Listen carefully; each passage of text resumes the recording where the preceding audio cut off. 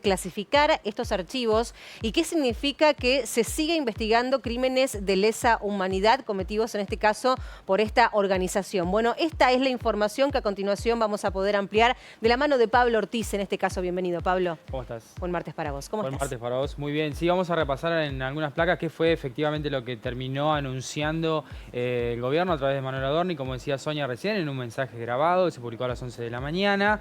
La intención o la decisión de desclasificar archivos sobre el accionar de las Fuerzas Armadas durante la última dictadura cívico-militar, y después también en un comunicado, más allá de que no lo dijo Adorni, también sobre el accionar de las guerrillas o de las agrupaciones terroristas o guerrilleras, teniendo en cuenta, bueno, vamos a ver qué es lo que se puede conocer. Vamos a ver en la placa, como decía recién Adorni, esto va a pasar de la CIDE, de la Secretaría de Inteligencia del Estado, al ámbito, al dominio del Archivo General de la Nación. Uno entiende, esto todavía no está efectivizado, que van a ser de dominio público. Viste que recién hablaba de el caso de Estados Unidos con la desclasificación de los documentos judiciales y de investigación del asesinato de Kennedy. Bueno, si uno ingresa hoy por hoy al sitio de la justicia de los Estados Unidos, a la Corte Suprema, tiene una serie de links en los cuales puede acceder a todos esos documentos que tienen muchos años. Veremos si se termina implementando de esa manera y si todos podemos leer esos documentos que van a estar dentro del Archivo General de la Nación.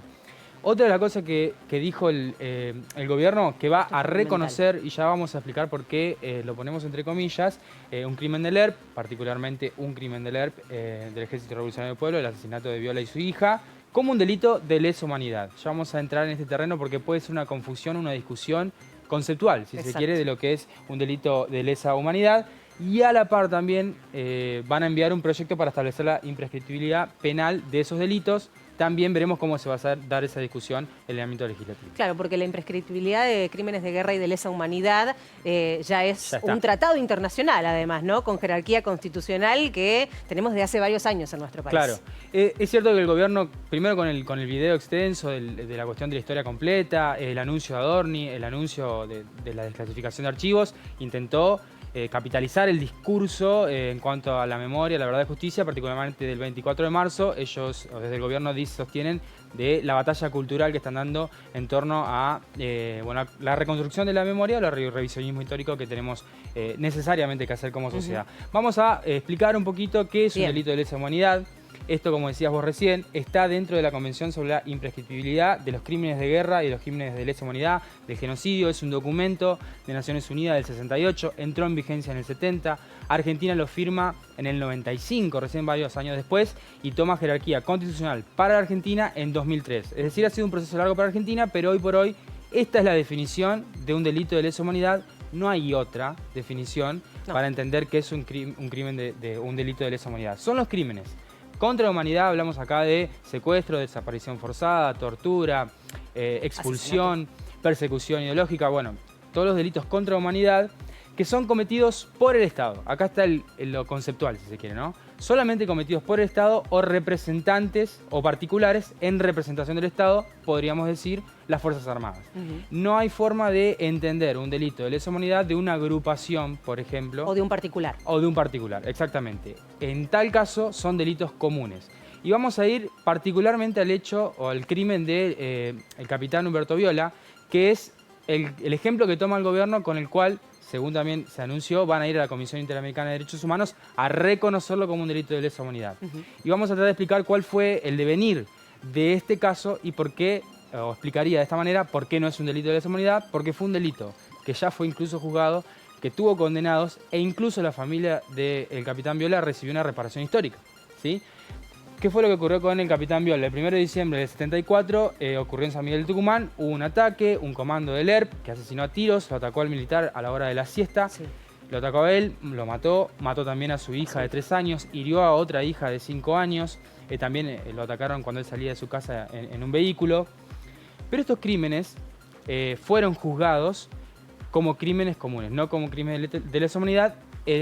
En teoría es la intención del gobierno reconocer este hecho como un crimen de lesa humanidad. Lo cierto es que este crimen fue juzgado como un crimen común, porque tuvo su juzgamiento y hubo condenados.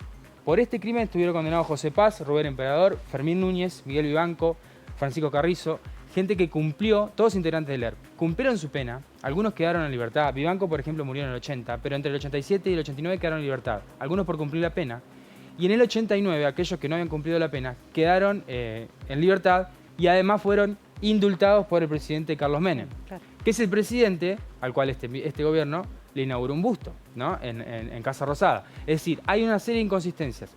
Primero, Incongruencias. en cuanto a lo conceptual de que es un crimen de lesa humanidad para nuestro país y sobre lo que está vigente hoy en día, y también una cuestión netamente política o ideológica que reiteramos, o al menos es mi percepción, de intentar capitalizar el discurso de la memoria tratando de cambiarle sentido y eliminar el revisionismo histórico o al menos aportar al negacionismo. Creo que la placa, la primera placa, en donde estaba el concepto, citando también la Convención Internacional, en donde hay todo un conglomerado de países que se ponen de acuerdo precisamente en estos conceptos y que esto no es de ahora, es histórico, es de la década del 60, pone bien en claro de qué estamos hablando cuando hablamos de un crimen de lesa humanidad. El Estado es entonces quien se constituye como actor en este tipo de delitos y no puede haber una persona o una organización que cometa en este contexto crímenes de lesa humanidad. Pero además el Estado es el único garante también de los derechos humanos. Esto a contexto también de lo que, por lo que hablamos siempre, cuando transitamos fechas como el 24 de marzo, por ejemplo. Muy claro en la explicación, Pablo. Vamos a seguir de cerca, obviamente, para ver qué es lo que decide el gobierno hacer al respecto. Gracias. Gracias a vos.